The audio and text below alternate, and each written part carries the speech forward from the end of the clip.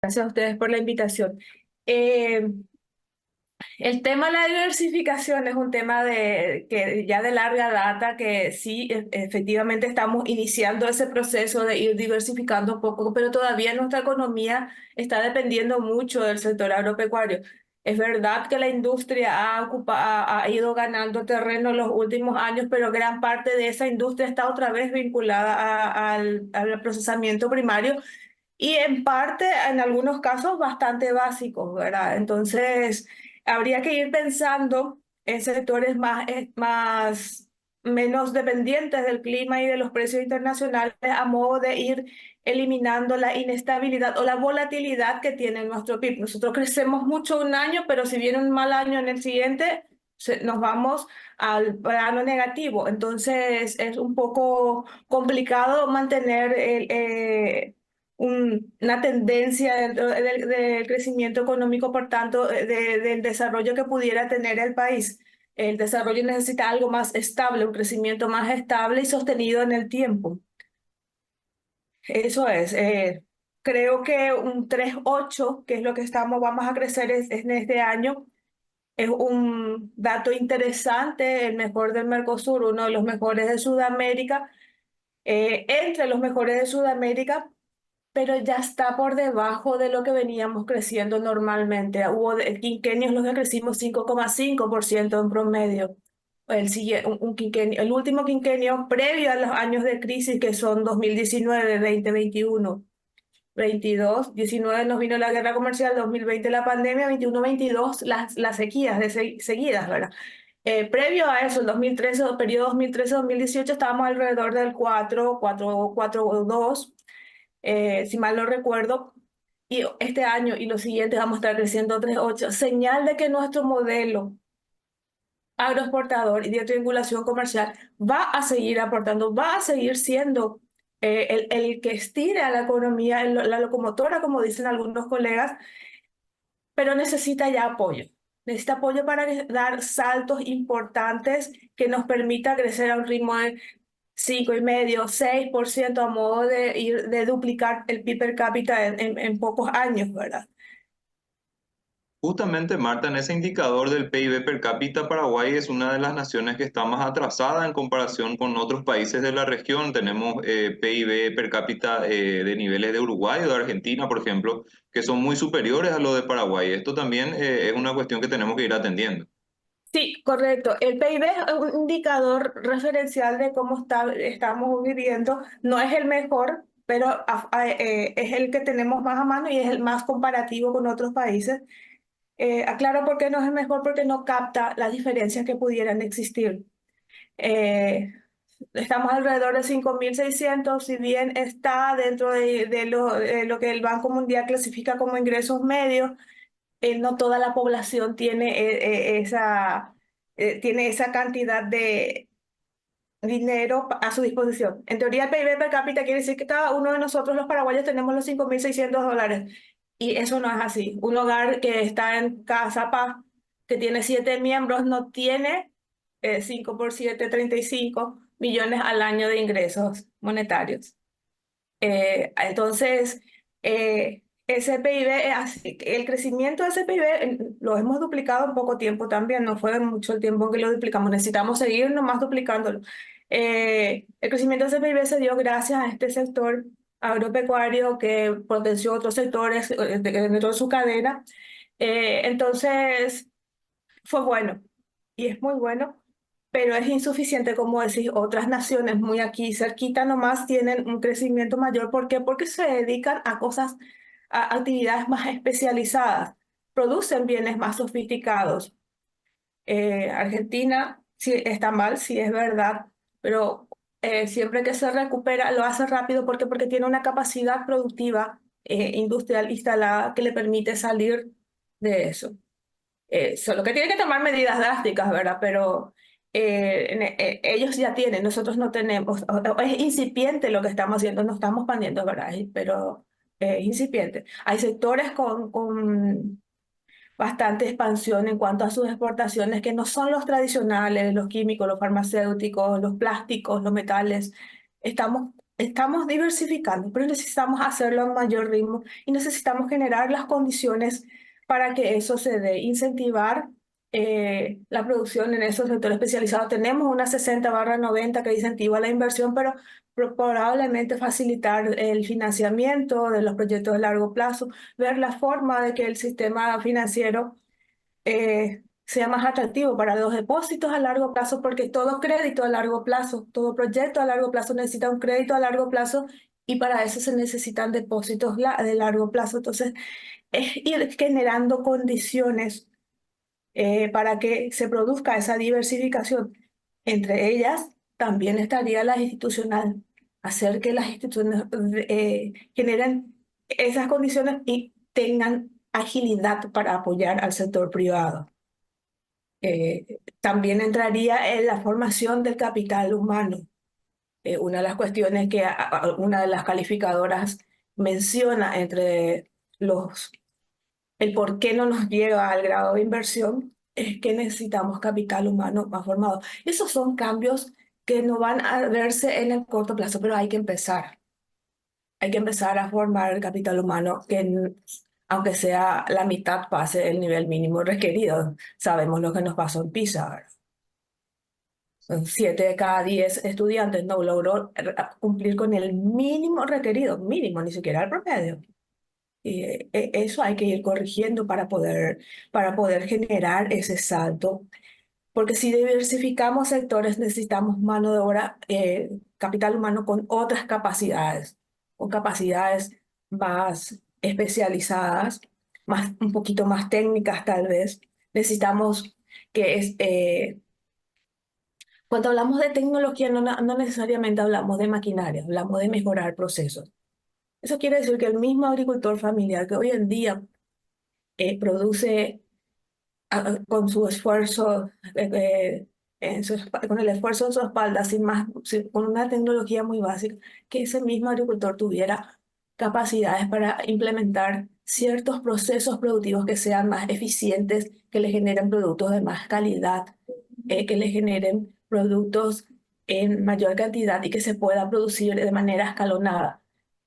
O sea, no es necesario ser todos universitarios. Es verdad, un universitario te genera mayores ingresos, pero también es necesario complementar la especialización de de los otros segmentos y así vamos a tener capital humano que pueda mejorar su propia producción o responder a lo que necesita esa industria que viene y se instala e invierte. Entonces, por un lado hay que generar condiciones para el empleo, pero por el otro lado también hay que generar empleabilidad o capacidades en en la población. Marta, y hablando otra vez un poquitito de la parte de diversificación económica, o sea, está todo relacionado a lo que estás comentando, evidentemente, pero cuando hablamos Ujú. de los sectores económicos, ¿cuáles te parece que son los de mayor potencialidad para ir avanzando en este proceso de diversificación? De diversificación, digo bien, que se está iniciando ya en nuestro país, como estábamos comentando. ¿Hay algún segmento en específico que te parezca que tenga un mayor potencial para ir alcanzando los objetivos que tenemos como país? Las industrias, tipo las maquilas que puedan rápidamente seguir absorbiendo este capital humano como lo tenemos en este momento mientras lo vamos capacitando. El montarnos a las cadenas productivas brasileñas, ver qué están produciendo los industriales brasileños en el sur. eh, Ellos producen de todo, ¿verdad? Entonces es muy fácil montarse a sus cadenas, quizás capelladas de zapatos, tapitas de cerveza, perdón, de envases de bebidas, eh, plásticos, somos buenos produciendo plásticos, entonces ¿por qué no vemos de montarnos en lo que está produciendo el Brasil? A modo de darle una parte de su proceso a un país que tiene capacidad primero de mercado interno y luego de exportar. Entonces, aquí no es solo la idea, la cuestión de generar industria, sino ver que esas industrias tengan un mercado. ¿Por qué no montarnos a ese mercado que es llamado Brasil, ¿verdad? Integrarnos a ese mercado. Los servicios especializados, ¿a qué me refiero con los servicios especializados? Para call center no necesitas aparentemente mucho. Pero necesitas que la persona esté en condiciones de dar respuestas oportunas al que está llamando. Nosotros tenemos mano de obra joven, que tiene un nivel medio, que hay que mejorar, sí, pero bueno, ¿por qué no le damos una buena formación? ¿Y por qué no somos el call center en Google? El turismo también yo vería como una opción. Tenemos todavía bastante naturaleza y muy rica que es muy apreciada en otros lugares. Los alimentos, eh, los saludables, los que son fit. La gente de otros países valora mucho lo orgánico, la gente de otros países valora mucho. Solo que si nos metemos en eso, nosotros somos 6 millones de personas, había sido, no somos los ni 7, 6 millones de personas, no somos suficiente mercado. Entonces, cualquier cosa que hagamos necesita apoyo de las instituciones para generar o llegar a los mercados, la oportunidad de mostrar y para luego que el sector privado se meta en esos mercados. ¿Se entiende? Entonces, yo veo que hay sectores con los que se puede empezar, se está empezando, pero hay que potenciar más, en el sentido de ir dependiendo menos de nuestro sector agropecuario, que es muy bueno, nos ha ayudado y nos va a seguir ayudando, pero ya necesita ayuda. Eso básicamente. Marta, y teniendo en cuenta otro proceso que está atravesando la economía paraguaya, que es el potenciamiento del sector forestal, ¿qué te parece que eso agrega en términos de esa diversificación económica, teniendo en cuenta de que en cierto modo también es un sector que está atado a lo que sería el clima? ¿Podría ser un proceso interesante para Paraguay o te parece que podría ir chocando con las mismas limitaciones que el sector agropecuario? El forestal, lo que, el límite que podría tener es la expansión en cuanto al territorio que pueda utilizar. Eh, Conozco poco, pero me parece más estable plantar eucaliptos para proveer a las celulosas, ya sea de acá o de la región, que plantar maíz, que depende mucho del agua, del momento. El eucalipto toma el agua un poquito más al fondo. Te doy un ejemplo nada más, ¿verdad? O es más estable tener árboles que generan madera para muebles, que, que toman el agua de abajo del suelo, que plantar sésamo, que depende, le cae una lluvia fuerte y el sésamo se va, se humedece mucho y ya no sirve la semilla. Marta, y hablando de todo este tema de los efectos negativos también que es de la parte climática, creo que dentro de la serie del Producto Interno Bruto que venimos atravesando en los últimos años y ya también en años anteriores, podemos ver el efecto negativo que tiene las condiciones climáticas negativas dentro de la economía paraguaya. Precisamente la intención es que esa dependencia o esa relación entre un mal clima y una mala economía sea cada vez menor, que Paraguay tenga una mayor independencia, entre comillas, de lo que son las cuestiones climáticas. Creo que ese es el gran objetivo también de nuestro país. Correcto. El año pasado, no, el 2022 es un ejemplo de cómo el clima nos golpea. Nosotros dijimos, probablemente nos da la sensación de que no nos afecta, pero si el sector agropecuario no se mueve para el transporte, el camionero no tiene su salario, la que le vende la empanada al camionero no tiene venta, entonces nuestro PIB se va muy abajo. O sea, la incidencia del clima en nuestra economía es muy evidente cuando uno observa las tasas de crecimiento y debemos superar eso. Ese es el desafío, hacer nuestro crecimiento un poco más estable, ver sectores que puedan cubrir los déficits, porque al clima no lo podemos controlar, por eso los economistas siempre decimos, dependemos de factores externos. El clima no es, cuando hablamos de externo es de algo que no podemos controlar desde el modelo o desde el país. Al clima no lo podemos controlar, no podemos controlar cómo le va a ir a China. Y China es el principal demandante de soja y si a China le va más o menos, demanda menos hoja y los precios caen y de vuelta ingresan pocos dólares para activar toda la cadena del azúcar. El productor capaz que sí cubra y gane, pero activar toda la cadena de la soja se hace a un menor ritmo cuando a China le va mal. Entonces, hay que ir viendo cómo superamos esa dependencia y amortiguamos esos golpes. No podemos seguir esperando a que sea nuestro ministro de Economía, sea el clima, ¿verdad? Que determine cuánto crecemos y cuánto no, ¿verdad? Tenemos que generar las condiciones para crecer algo más establemente. Y eso también, Marta, nos expone mucho a otras cuestiones que estuviste hablando, como son los factores internacionales. Ya tuvimos años en los cuales el mal clima se vio acompañado también por choques de conflictos internacionales y eso inclusive fue peor para la economía. Es decir, ya la economía internacional es una cuestión que nosotros no podemos manejar y con la cual tenemos un factor de riesgo también siempre latente. Sería justamente lo ideal que el clima no sea otro riesgo para la economía en líneas generales, ¿verdad? Evidentemente siempre va a haber un sector o una proporción de la economía que va a depender de las condiciones climáticas, pero como ya lo estabas diciendo, que la dependencia sea menor es probablemente el gran desafío. Así es, Eduardo.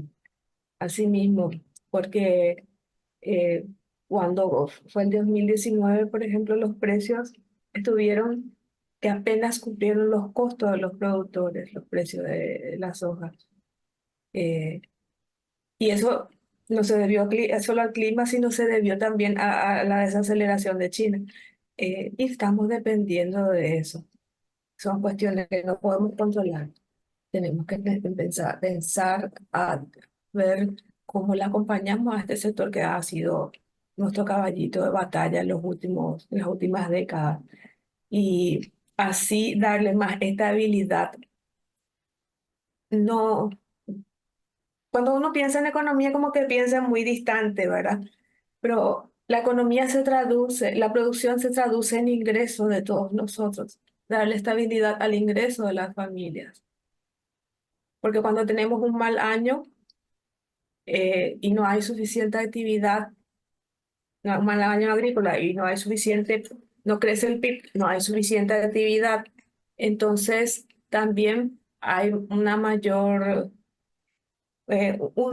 una menor disposición a invertir y a generar nuevas formas de generar ingresos, de generar empleo e ingresos para la familia. Entonces la gente o está desempleada o pasa a hacer trabajos informales, que la informalidad también es algo que nos afecta bastante, ¿verdad? Entonces la familia no tiene un ingreso estable. Entonces, cuando uno piensa en economía no debería pensar como algo distante. La economía está en el día a día de las personas, en el día a día de los hogares. Y si nosotros estamos dependiendo de factores que no podemos controlar, como el clima, o como los precios internacionales, o como cómo se comporta la economía de otros países, que ahora, por ejemplo, estamos dependiendo de que tanto suban o bajen las tasas de los países avanzados, eh, no vamos a poder amortiguar los shocks. Los shocks siempre van a existir. Los ciclos económicos existen. Hasta Estados Unidos tiene ciclo económico. Normalmente duran 2 a 8 años. Sube la economía, luego baja, sube, baja, sube, baja. El punto es que cuando subamos, subamos lo más que podemos y cuando caigamos, no caigamos tanto y para poder empezar desde ahí y no empezar de acá. Nosotros normalmente nuestro PIB empieza de acá. Subimos mucho, después empieza el plano negativo. Nos vamos al piso, piso, piso y luego volvemos a subir.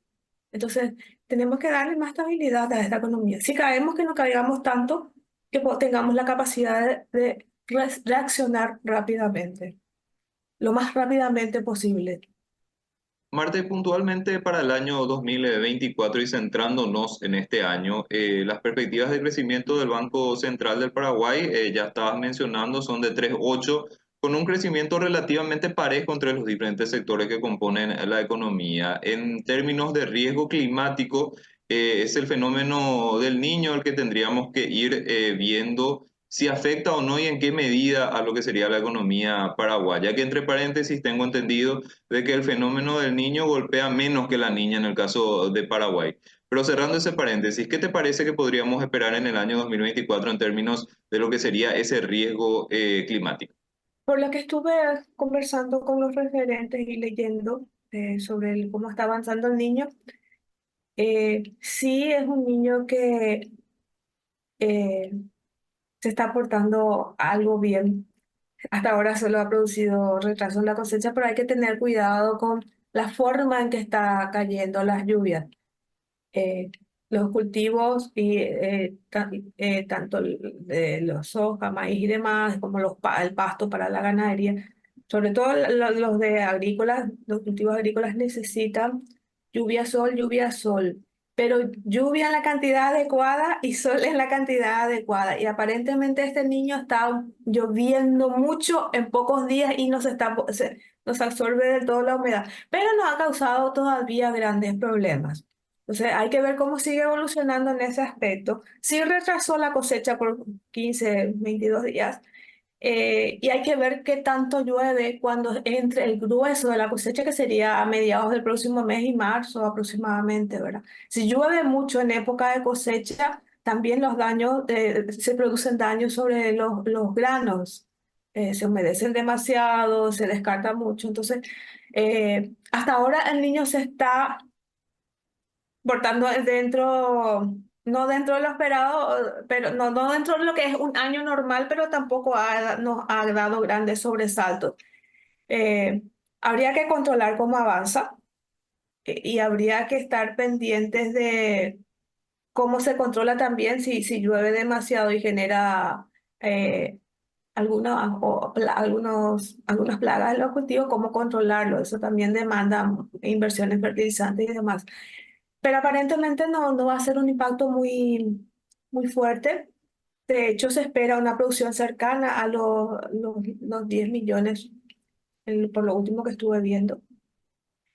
Entonces la agricultura va a estar creciendo, ya no como creció el año pasado, porque el año pasado vino de una caída. Va a crecer un 4 y algo, casi 5. Eh, el clima también aparentemente va a acompañar a la producción ganadera, pero ahí habría que hacer inversiones importantes para recuperar el hato. Lo hemos perdido en los últimos años, el hato ganadero se ha reducido. Hay que ver cómo se hacen inversiones, y para eso se necesitan buenos precios para los productores. Esperemos que la apertura de estos nuevos mercados ayuden a estabilizar los precios que llegan al productor, no solamente el que es de exportación, ¿verdad? También, si el niño no es tan malo, la construcción va a estar, la privada va a estar favorecida. La pública también, pero la pública no le vemos tanto de la consultora que pueda haber más obras nuevas. Sí se van a terminar las existentes y probablemente se haga un proyecto emblemático como el tren de cercanías, pero en la privada sí hay todavía flujos argentinos que todavía, inversiones argentinos, de chilenos, de bolivianos y uruguayos que están buscando dónde diversificar su portafolio, a modo de tener mayor seguridad. Entonces, todavía se va a estar dando ese flujo, y el sector privado va a seguir invirtiendo en proyectos de desarrollo inmobiliario. Lo que sí tendría que cambiar un poco ya su enfoque de su público meta. Es el segmento de ingresos medio bajo el que está necesitando el alto ya está algo saturado. Sí, para inversión se está todavía comprando los departamentos y oficinas de gran calidad, pero ya se está saturando, entonces hay que va a ir migrando hacia otro segmento, el de ingresos medio bajo. Y para poder sostenerse, eso sí tendría que hacer. Luego tenemos el comercio que se va a estar recuperando. Ahí hay que tener cuidado con el comercio informal. Hay bastante informalidad dentro del comercio y los servicios. Entonces, eh, si se logra estabilizar la economía, probablemente los formales también se estabilicen, ¿verdad? Haya más oportunidad para eso. Algunos sectores que se estarían recuperando dentro de los servicios, ya dije, el comercio sería, por ejemplo, hoteles y restaurantes, que es un sector que absorbe mucha mano de obra. Entonces, hay que ver cómo vamos formalizando. esos subsectores.